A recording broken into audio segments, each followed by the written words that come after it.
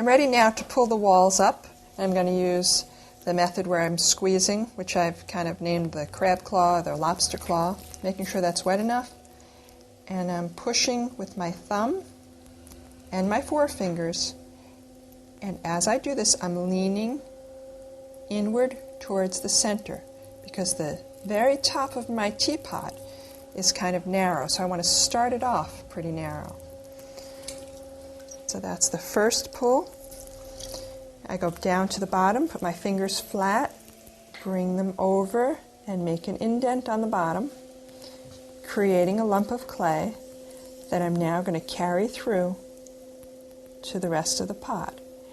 I'm going to leave it a little bit thicker right about here.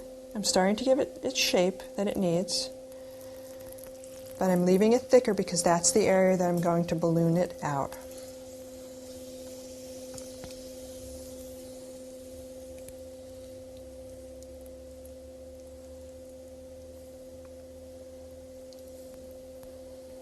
What my inside fingers are doing is just pushing out and up. So they actually look like this.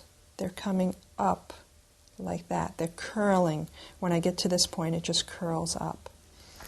I need the rib tool at this point because I'd like to get rid of some of these lines.